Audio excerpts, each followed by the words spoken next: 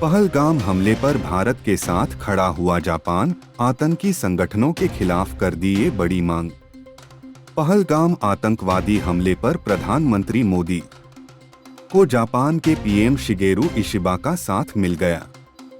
दोनों नेताओं में इस निंदनीय कृत्य के अपराधियों, प्रायोजकों और वित्त पोषकों को बिना किसी देरी के न्याय के दायरे में लाने का आह्वान किया।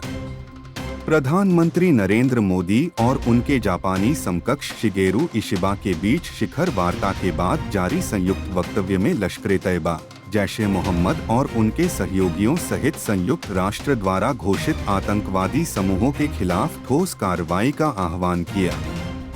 दोनों देश के पीएम ने सीमापार आतंकवाद की कड़ी निंदा की। संयुक्त वक्तव्य में दोनों नेताओं ने कहा कि सीमापार आतंकवाद सहित सभी तरह के आतंकवाद और हिंसक उग्रवाद पूरी तरह से खत्म होना चाहिए।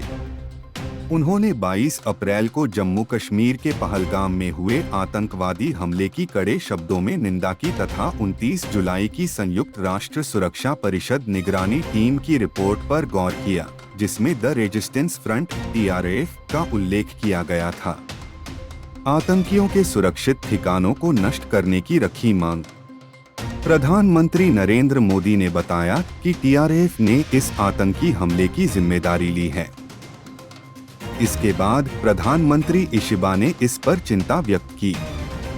उन्होंने इस निंदनीय कृत्य के दोषियों, प्रायोजकों और वित्त पोषकों को बिना किसी देरी के न्याय के दायरे में लाने का आह्वान किया। उन्होंने al Qaeda, ISIS, Daesh, Lashkar-e-Taiba, Jaish-e-Mohammed और उनके समर्थकों सहित संयुक्त राष्ट्र द्वारा घोषित आतंकी समूहों के खिलाफ ठोस कार्रवाई करने और आतंकियों के सुरक्षित ठिकानों को नष्ट करने, आतंकियों के वित्त पोषण चैनल एवं अंतर्राष्ट्रीय अपराध के साथ उनके गठजोड़ को खत्म करने तथा आतंकियों की सीमा पार आवाजाही को रोकने के लिए दृढ़ कार्रवाई का आह्वान किया। दोनों नेताओं ने यूक्रेन में स्थायी शांति का समर्थन किया। वक्तव्य में कहा गया है कि पीएम मोदी और इशिबा ने संयुक्त राष्ट्र चार्टर सहित अंतर्राष्ट्रीय कानून के अनुसार यूक्रेन में न्यायसंगत और स्थायी शांति के लिए भी समर्थन व्यक्त किया।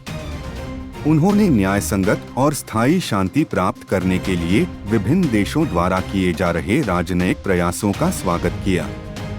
उन्होंने पश्चिम एशिया में शांति और स्थिरता के लिए अपनी प्रतिबद्धता दोहराई तथा सभी संबंधित पक्षों से संयम बरतने, नागरिकों की रक्षा करने, अंतर्राष्ट्रीय कानून का पालन करने तथा ऐसी कार्रवाई से बचने का आह्वान किया जिससे स्थिति और बिगड़ सकती है तथा क्षेत्रीय स्थिरता को खतरा हो सकता है।